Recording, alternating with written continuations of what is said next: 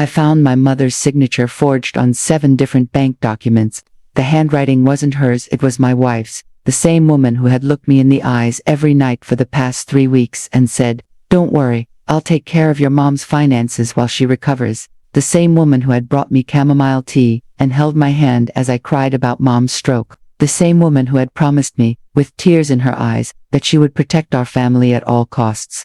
Now I was staring at the proof that she had been systematically draining my 78-year-old mother's accounts. $157,000 gone in less than a month. My hands shook so badly that I dropped the folder, scattering papers across our kitchen floor. And there, beneath the dining table, where we'd celebrated our 10th anniversary just 2 months before, I found something worse. A brochure for an assisted living facility in Arizona, 1,500 miles away from our home in Connecticut, with notes in my wife's handwriting about expedited admission and minimal family visitation. I remember exactly how the air felt that day, thin and static, like right before a thunderstorm. The lemon-scented cleaner Rebecca always used to polish the hardwood floors suddenly smelled caustic and fake. For a moment I couldn't breathe, couldn't think. Then, a key turned in the front door.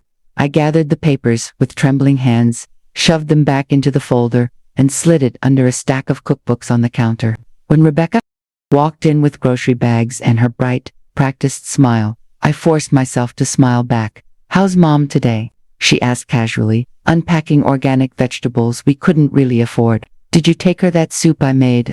I nodded, my mouth dry as sand. Something dark and heavy settled in my chest as I watched my wife of 12 years, the woman I'd built my life around, move through our kitchen with the calm efficiency of someone who hadn't just betrayed everything we stood for.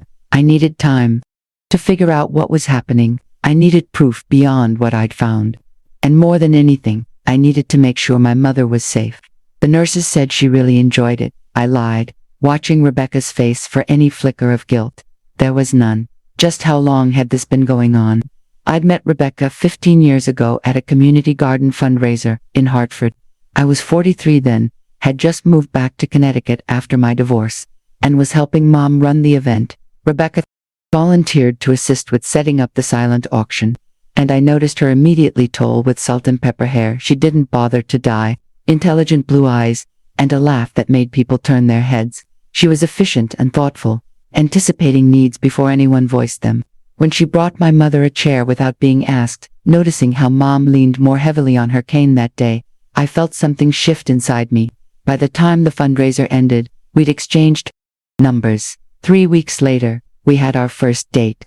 Rebecca was everything my ex-husband wasn't: attentive, steady, organized. Where he had been chaotic and unreliable, she was a planner who followed through. She'd moved to Hartford after 20 years in corporate finance to start her own bookkeeping business for small local companies. "I was tired of helping the wealthy get wealthier," she told me on our third date, as we walked along the Connecticut River at sunset. "I wanted to help regular people make sense of their money." I found her integrity refreshing. Mom did too, which surprised me.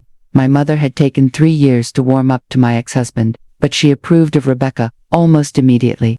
"This one has substance," she told me after meeting her just twice. "And she looks at you like you're the answer to a question she's been asking her whole life." Mom wasn't usually poetic, which made her observation all the more meaningful to me. When Rebecca and I married 2 years later in a small ceremony in my mother's garden, Mom insisted on making all the flower arrangements herself, despite her arthritis. She incorporated herbs from her garden: rosemary for remembrance, sage for wisdom, lavender for devotion. She'd always been that way, showing love through actions rather than words.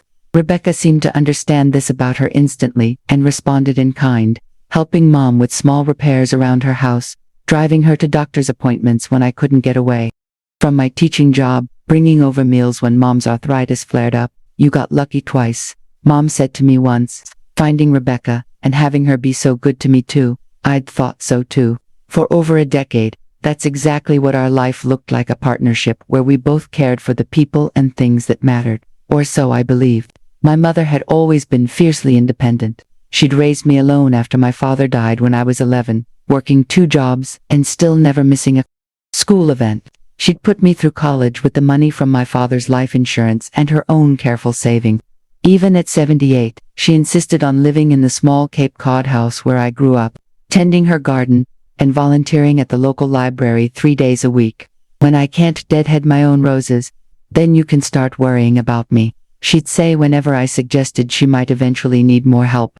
So when she had a stroke 6 weeks ago while shelving books at the library, it hit us all like a wrecking ball. Suddenly, the woman who had never needed anyone was dependent on nurses, physical therapists, and us.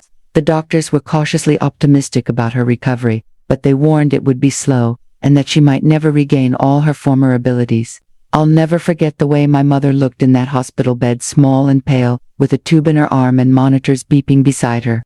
Her right side was weak, and her speech was slurred, but her eyes were clear and focused when she squeezed my hand and said, "Don't you dare cry, Margaret, I'm still here." Rebecca was amazing during those first terrifying days, handling insurance paperwork, coordinating with doctors, bringing me changes of clothes as I kept vigil at Mom's bedside.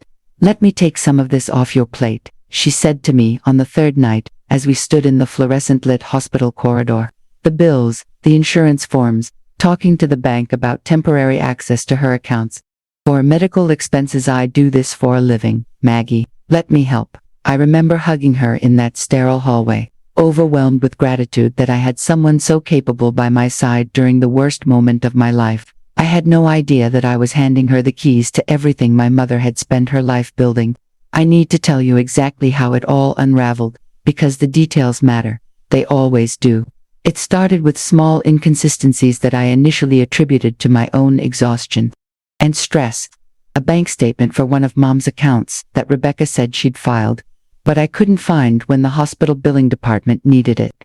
A conversation with Mom's neighbor, Janet, who mentioned dropping off some mail that had accumulated at Mom's house mail. Rebecca had told me she was collecting and sorting daily. There were a few official-looking envelopes, Janet said. I left them on the kitchen table, but when I asked Rebecca about them that evening, she said there had been nothing important, just catalogs and charitable solicitations. I was too overwhelmed with shuttling between the hospital, my teaching job, and home to press further. I trusted my wife. Why wouldn't I? Then came the call from Diane at the local credit union, where Mom had kept her primary checking account for 40 years. "Mrs. Weber, we've processed the wire transfer your mother requested, but I wanted to verify the amount. It's unusual for her to move funds internationally." My stomach dropped. "What wire transfer?" "My mother is in the hospital recovering from a stroke." There was a long pause on the line. "The request came with all the proper documentation and signatures 3 days ago," Diane said slowly, "for $27,500 to be transferred to an account in the Cayman Islands." I felt like I'd been plunged into ice water. "That's impossible. My mother can barely hold a pen right now, let alone sign transfer documents." Diane's voice became formal, cautious. The signature matched our records, Mrs. Weber, and the request included her ID and the security questions. "But given what you're telling me, I think we should put a temporary freeze on the account and investigate further." After hanging up, I sat in my car in the hospital parking lot for nearly an hour, trying to make sense of what I'd heard. It had to be a mistake, or a misunderstanding. Maybe Rebecca had moved some funds for Mom's medical expenses and hadn't had a chance to tell me yet, but the Cayman Islands. That made no sense. And why would Rebecca make such a large transfer without discussing it with me first? When I finally went inside to Mom's room, I found Rebecca sitting beside her bed, reading aloud from Mom's favorite mystery novel while Mom dozed. The scene was so tender, so normal, that for a moment I thought I must have imagined the entire conversation with Diane. But then Rebecca looked up at me, and for just a split second before her smile appeared, I saw something in her eyes I'd never noticed before: wariness, a calculation. It was gone so quickly, I almost missed it. Almost. That night, I waited until Rebecca fell asleep, then took her laptop to the kitchen table. We'd always shared passwords, not out of suspicion but practicality. I'd never had a reason to check her email before. Now I felt sick as I typed in her password, the name of her childhood dog plus the year we met. The betrayal I found in her inbox was methodical and comprehensive.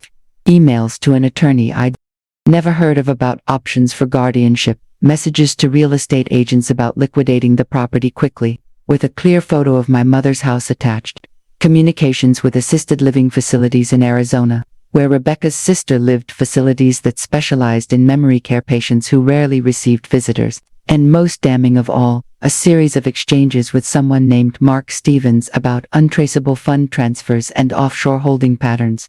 Continued digging, moving as quietly as possible while the refrigerator hummed in the background. I found a folder in her documents labeled E.W. Estate, my mother's initials. Inside were scanned copies of what appeared to be my mother's bank statements, property deed, insurance policies, and something that made my blood freeze, practice sheets where Rebecca had clearly been perfecting my mother's signature, page after page of Eleanor Weber, written in increasingly convincing forgeries. The final versions were nearly identical to Mom's actual handwriting. I printed key documents, my hands shaking so badly I had to try 3 times to get the paper aligned in our ancient printer. When it finally cooperated, I slipped the evidence into a folder and hid it in my tote bag for work.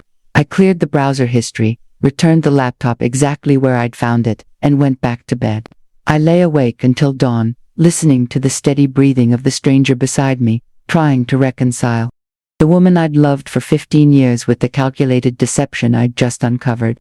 The next day, I called in sick to the high school where I taught English and drove straight to the bank after dropping Rebecca at her office. I spoke with the manager, showed him the documents I'd printed, and explained my concerns. His face grew increasingly grave as I talked. Mrs. Weber, these are very serious allegations. If what you're saying is true, this could constitute elder financial abuse and fraud. He pulled up my mother's accounts on his computer, and what he showed me confirmed my worst fears. Regular withdrawals over the past 3 weeks, totaling over $157,000, nearly all of my mother's liquid savings, transfers to accounts I didn't recognize. A home equity line of credit application, submitted and approved just days after Mom's stroke, with her forged signature. I felt physically ill. How could this happen? I whispered. These are clearly not my mother's transactions. Manager, a man named Michael who'd known my mother for years, looked genuinely distressed. The documentation was impeccable, he said. The signatures matched our records. The proper ID was presented, and he hesitated, looking uncomfortable. The person making the transactions was listed as having power of attorney. That's impossible, I said, my voice rising. I have my mother's power of attorney. We set it up 3 years ago after she broke her hip. Michael tapped at his keyboard, then turned the screen toward me. According to our records, a new power of attorney document was filed 2 weeks ago. It names Rebecca Weber Hayes as the primary agent. The room seemed to tilt around me. I gripped the edge of his desk to steady myself. That document is a forgery. My mother has been hospitalized and partially incapacitated for 6 weeks. She couldn't have signed anything. Michael's expression shifted from sympathy to alarm. Mrs. Weber, I think you should contact the police. Immediately. I'm going to freeze all of your mother's accounts right now and flag them for potential fraud. We'll need statements from her doctors confirming her condition during the time these documents were supposedly signed. I nodded, barely processing his words as the magnitude of Rebecca's betrayal continued to unfold before me. This wasn't opportunistic theft. This was a calculated plan that had probably been in motion long before my mother's stroke. I sat in my car in the bank parking lot, trying to think through the fog of shock and betrayal. I needed to protect my mother, but I also needed to be smart about how I confronted Rebecca. If she realized I knew what she was doing, who knew what she might do next? I remembered the brochure for the Arizona facility, and a chill ran through me. Was she planning to move my mother across the country, away from me and everyone who knew her? To what end? To continue draining her accounts until there was nothing left? To sell her house? Out from under her. The possibilities made me dizzy with fear and rage. I needed help, professional help, but I also needed to keep Rebecca from suspecting anything until I had a plan. I took 3 deep breaths, started my car, and drove to the one person I knew would believe me, without question. My mother's oldest friend and attorney, Judith Levine. Judith's office was in a converted Victorian house near the town center. She'd been my mother's friend since college and had handled all her legal affairs for decades. She was also the person who'd drawn up the original power of attorney naming me as Mom's agent. When I walked in without an appointment, her secretary took one look at my face and immediately ushered me into Judith's office. Margaret, what's happened? Is it Eleanor? Judith asked, rising from behind her desk. She was in her late 70s herself, with a crown of silver hair and the sharp eyes of someone who'd spent 50 years seeing through people's deceptions. Mom. The same, I managed to say, dropping into a chair. It's Rebecca. I couldn't finish the sentence. Instead, I opened my bag and handed Judith the folder of documents I'd printed.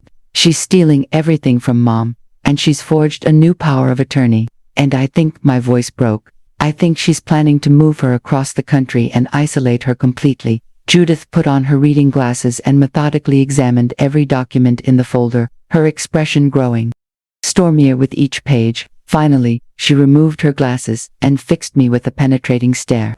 How long have you known about this? She asked. Just since yesterday, I admitted. I found some documents by accident, then checked Rebecca's computer last night after she was asleep. Judith nodded. You've spoken to the bank. I told her about my conversation with Michael.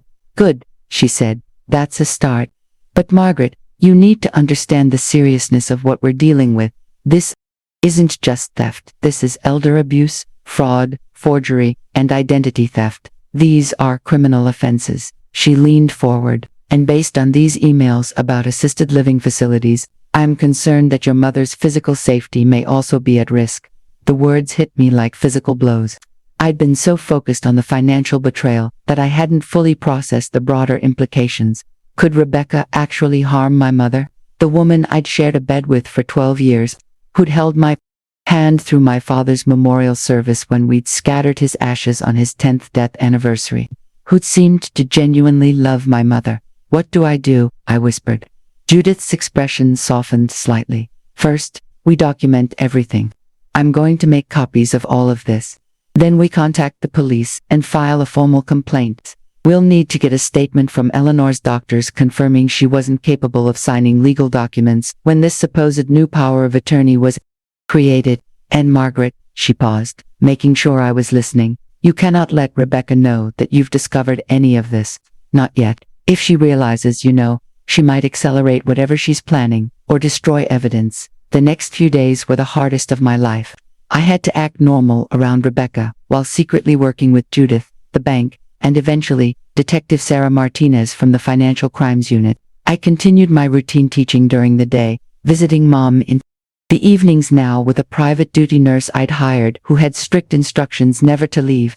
Rebecca alone with my mother, coming home to make dinner with my wife, as though nothing had changed. Each night I lay beside Rebecca, listening to her breathe, wondering how I could have missed whatever darkness lived inside her. Had there been signs? Had I been blind? Or had she hidden this side of herself so completely that no one could have seen it coming? Mom was improving slowly, her speech less slurred, her right side gradually regaining strength. The doctors were talking about moving her to a rehabilitation facility soon.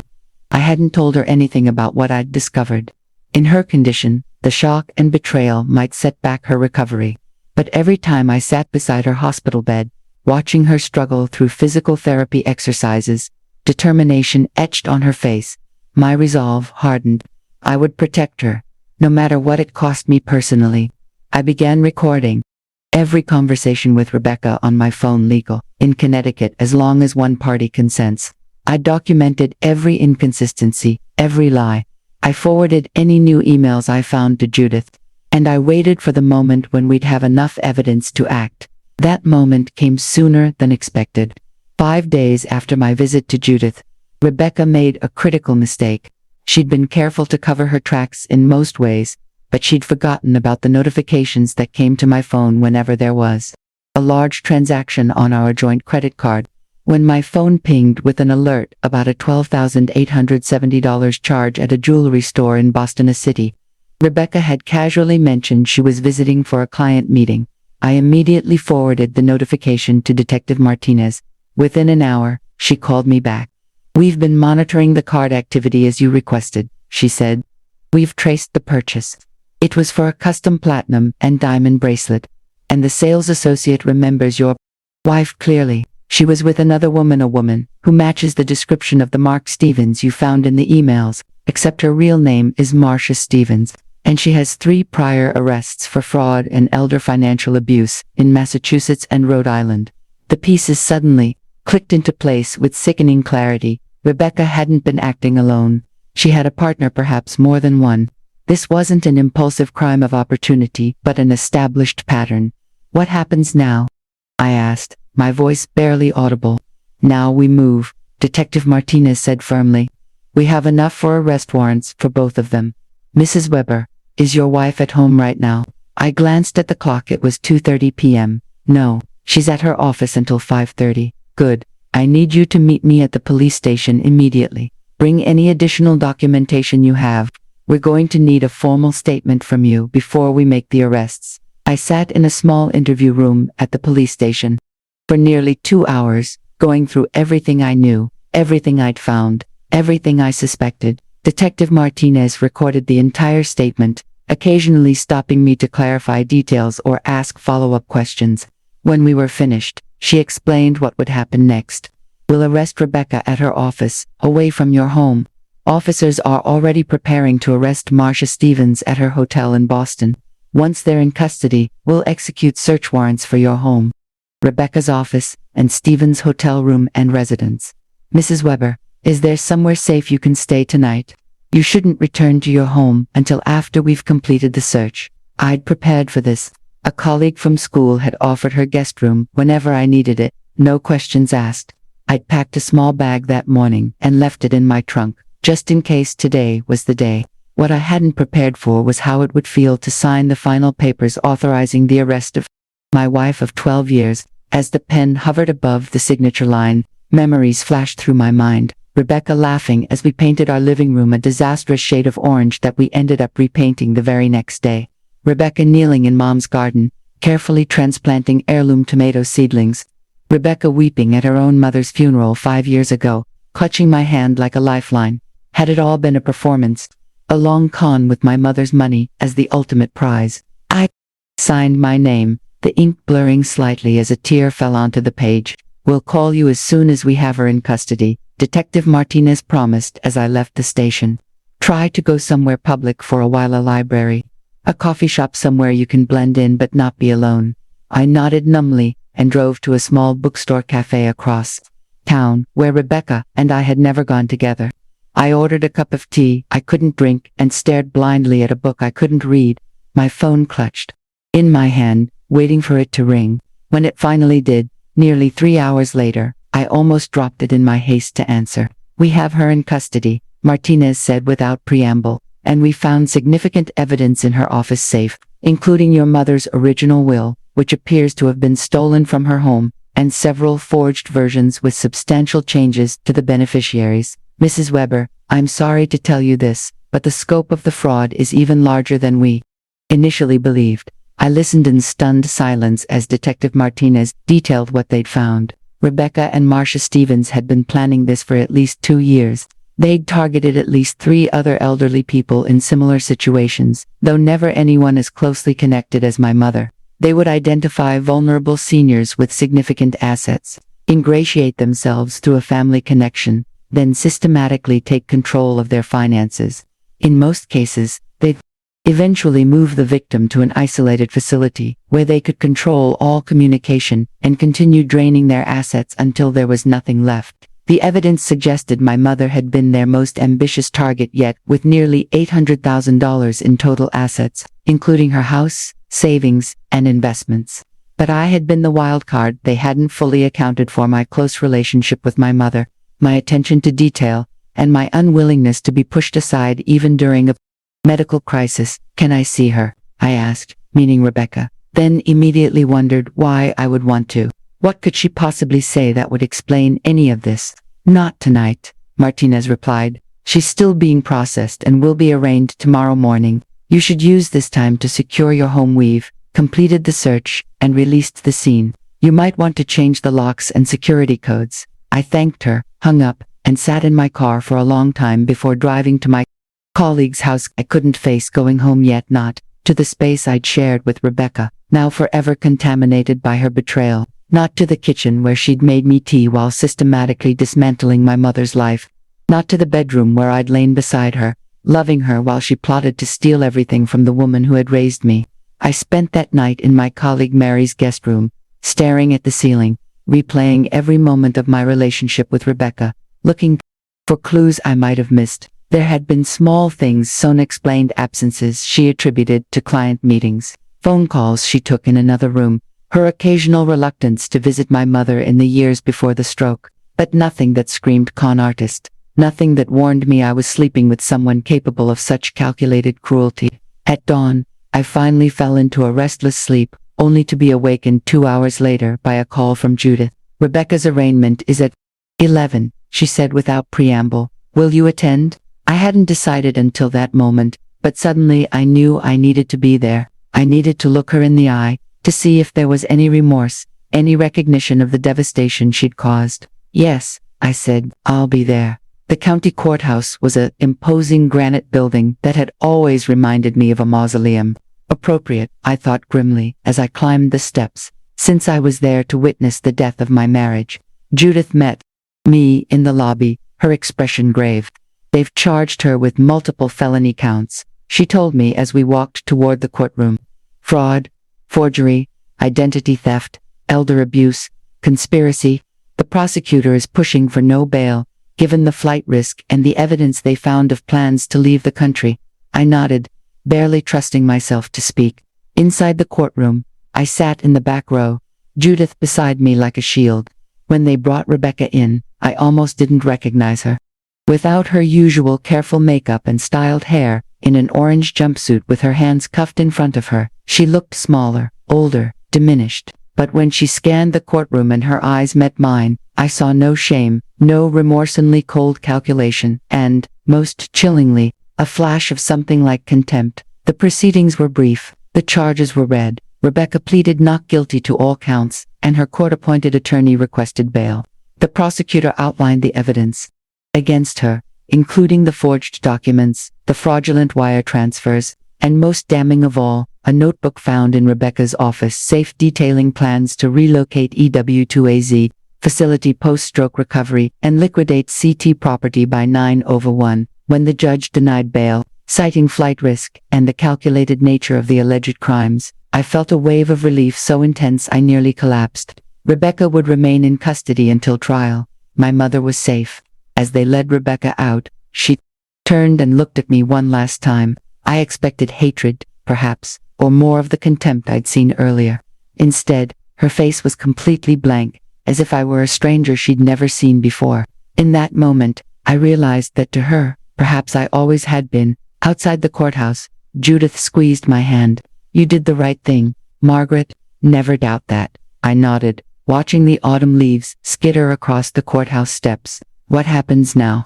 Now we focus on Eleanor, she said firmly. The bank has already reversed the fraudulent transfers they could trace. I've filed motions to invalidate the fake power of attorney and reinstate the original one. We'll need to change all of Eleanor's accounts and security measures, of course. And there will be a lengthy legal process ahead, statements, evidence review, possibly a trial, unless Rebecca accepts a plea deal. She paused, studying my face.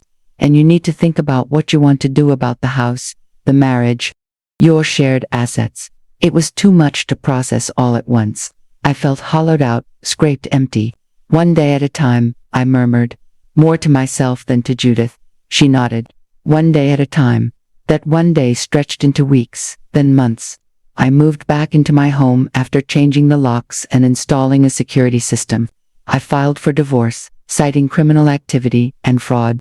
I worked with a forensic accountant to disentangle my finances from Rebecca's, discovering in the process that she had been siphoning small amounts from our joint accounts for years, building a secret fund I'd never known about. Mom continued to improve, eventually moving from the hospital to a rehabilitation center. And finally, 3 months after her stroke, back to her own home with part-time care. I never told her the full extent of Rebecca's betrayal, only that Rebecca had mismanaged some of her finances and that we had separated as a result. At 78, still recovering from a major health crisis, she didn't need to carry the weight of how thoroughly she had been targeted. I never fully trusted her. Mom said to me one afternoon as we sat in her garden, the late autumn sun weak on our faces. There was always something practiced about her kindness to me. I smiled sadly. You saw what I couldn't see. The criminal case against Rebecca moved slowly through the system. In January, nearly 6 months after her arrest, She accepted a plea deal, guilty, to reduced charges in exchange for testimony against Marcia Stevens and 2 other accomplices the investigation had uncovered. She was sentenced to 5 years in state prison, plus restitution to all identified victims. I didn't attend the sentencing hearing. I'd said my goodbyes to the woman I thought I knew, and I had no desire to see the stranger who had taken her place. Our divorce was finalized a month later. 12 years of marriage dissolved in a 20-minute hearing, where Rebecca appeared via video from prison, her face as expressionless as it had been the day of her arraignment. The court awarded me the house and my personal possessions, while Rebecca's assets were largely claimed for victim restitution. I walked out of the courthouse that day feeling neither triumph nor closure, just a dull relief that one more legal hurdle was behind me. Spring came, and with it, an unexpected sense of renewal. Mom's garden burst into bloom, daffodils, then tulips, then the early roses she'd always tended so carefully. Her speech had returned to nearly normal, though she still walked with a cane and tired easily. I'd taken a semester's leave from teaching to help with her recovery and to deal with the legal aftermath of Rebecca's crimes. Sitting on Mom's patio one evening, watching goldfinches at her bird feeder, I realized I was breathing easily for the first time in months. The constant knot of anxiety in my chest had loosened. I wasn't okay, not yet, but I could see a path forward now, one day at a time, one breath at a time. Mom noticed the change in me. "You look more like yourself today," she said, reaching over to pat my hand. I smiled. "I'm getting there." She nodded. "We both are." That evening, as I was helping Mom prepare for bed, she asked me a question that caught me off guard. "Do you think you could ever trust someone again, after what she did?" I paused, smoothing the quilt over her legs, as I considered. "I don't know," I admitted finally. "Part of me is terrified of making the same mistake, of missing the signs again." Mom nodded. "That's natural. But Margaret, listen to me. What happened wasn't your fault. Some people are very skilled at deception. They make it their life's work. And you've always wanted to see the best in people." She reached for my hand. "Don't let her take that from you too. The ability to trust, to love, that's too precious to surrender." I felt tears well up. "How are you so wise?" I asked, trying to smile through the tears. Mom chuckled. 78 years of making mistakes and learning from them. You'll get there." The 1-year anniversary of Mom's stroke arrived with less fanfare than I'd feared. We marked it by planting a new rose bush in her garden, of variety called Survivor, with deep crimson blooms that seemed appropriate. Rebecca had been in prison for 10 months by then. The additional accomplices she'd testified against had been convicted. Most of the stolen funds had been recovered or were in the process of being restored. My divorce had been final for half a year. I'd returned to teaching, finding comfort in the familiar rhythms of the classroom. Mom continued to regain her strength, though she'd accepted some permanent changes: a weekly cleaning service, grocery delivery, a medical alert bracelet she wore just in case. We were healing, both of us, in our different ways. I'd learned lessons I never wanted to learn about betrayal, about the capacity for deception in someone I thought I knew completely, about the systems that fail to protect vulnerable people until it's almost too late. I'd learned about my own resilience too, and the incredible strength of community. My colleagues had surrounded me with support, taking over classes when I needed time for court appearances, dropping off meals during the worst weeks, never asking more than I could bear to share. Mom's neighbors had rallied as well, creating a schedule to check on her daily once she returned home, bringing her books from the library where she could no longer volunteer, keeping her connected to the world beyond her garden fence. Even Detective Martinez had gone beyond professional duty, personally ensuring that all security measures were in place at both our homes and checking in periodically to update us on the case. I think about trust differently now. I'm more cautious, yes, but also more appreciative of genuine connection when I find it. I've learned to watch for consistency between words and actions, to notice how people behave when they think no one is looking, to listen to my instincts when something feels wrong. Most importantly, I've learned that recovery isn't linear. Some days I still wake up reaching for Rebecca, forgetting for a moment all that happened. Some days I'm overwhelmed with anger at how thoroughly she deceived me. Some days I wonder if I ever really knew her at all, but those days grow fewer as time passes. The wound is becoming a scar, still visible, still tender when pressed, but no longer raw and bleeding. Mom and I talk more openly now. about aging, about vulnerability, about the plans we need to make for her future. We've put legal safeguards in place that go far beyond what existed before regular financial audits. Multiple layers of oversight, clear documentation of her wishes for her care and her assets. It's not that I don't trust you, she told me as we signed the new papers with Judith. It's that I don't want you to ever have to go through something like this. Again, I understood. Trust, once broken, requires stronger foundations when rebuilt. 3 weeks ago, I received a letter from Rebecca, prison stationery, her neat handwriting unchanged. I sat with it for 2 days before finding the courage to open it. Inside was what I suppose she intended as an apology, though it read more like a justification. She wrote about her difficult childhood, about financial insecurities that had followed her into adulthood, about meeting Marcia Stevens at a bookkeeping conference and being drawn into a scheme that started small but grew beyond what I ever intended. She claimed she'd had moments of wanting to stop, particularly when Mom had her stroke, but had been in too deep by then. The letter ended with a request that I visit her in prison so I can apologize properly, face to face. I folded the letter carefully and placed it in a box where I keep the few mementos I've kept from our marriage photos. I can't quite bring myself to destroy the platinum band I no longer wear. Maybe someday I'll want those tangible reminders of what happened. For now, they stay in the box, and I stay away from the prison. Last month, I started volunteering with a local organization that helps elderly people monitor their finances and identify potential scams or exploitation. I can't undo what happened to my mother, but I can perhaps help prevent it from happening to someone else. It feels like turning poison into medicine using the painful knowledge I've gained to create something healing. Mom approves. You always were a teacher at heart, she told me when I shared my plans. This is just a different kind of classroom. She's right, as she so often is. Each time I help an elderly person set up fraud alerts on their accounts, each time I explain to a family the warning signs of financial exploitation, I'm reclaiming a small piece of what Rebecca took from us.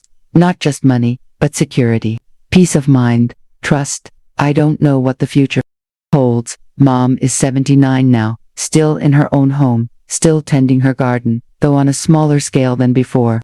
I'm 59, starting to think about my own retirement in a few years, learning to be comfortable in my own company again. Sometimes I think about dating, about the possibility of finding connection again, but I'm not ready yet. Healing has its own timeline, and I'm learning to respect that. In the meantime, I tend my own garden literally and figuratively. I plant flowers that attract butterflies. I build raised beds so Mom can garden without bending. I nurture friendships that faltered during the worst of Rebecca's deception.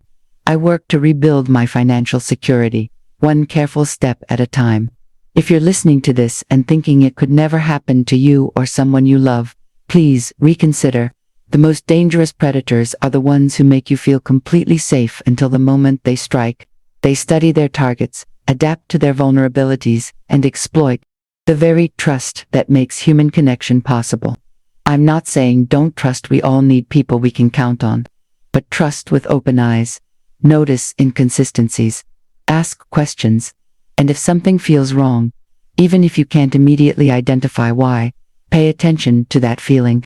It might just be trying to protect you from what I didn't see coming. This isn't the life I thought I would have at nearly 60 years old.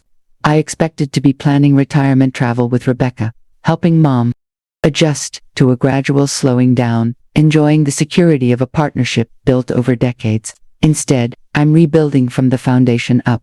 But here's what I've discovered. I'm stronger than I knew. My relationship with my mother is deeper and more honest than it's ever been. And while I lost the future I thought was certain, I've gained a resilience I never knew I possessed. Some days, that feels like enough. If someone you love is facing a similar betrayal, send them my story. Tell them they're not alone, and it wasn't their fault. Predators succeed because they're practiced, because they know exactly how to present themselves as everything you want and need. Recognizing the truth doesn't make you foolish, it makes you brave. And if you're the one who discovered the deception, who blew the whistle, who protected someone vulnerable from further harm, I see you. What you did matters. It matters so much. I still have the garden stake my mother gave me the day Rebecca and I married. Hand-painted ceramic. It reads, "Love grows here." For a long time after everything happened, I kept it in a drawer, unable to look at it without feeling the sting of bitter irony. Last week, I placed it back in my garden, beside the new herb bed I've planted. Because love does still grow here, changed, tested, tempered by experience, but no less real. I've learned that love isn't blind trust or willful ignorance. Sometimes love is setting boundaries. Sometimes love is asking hard questions. Sometimes love is protecting yourself or others, even when it breaks your heart to do so.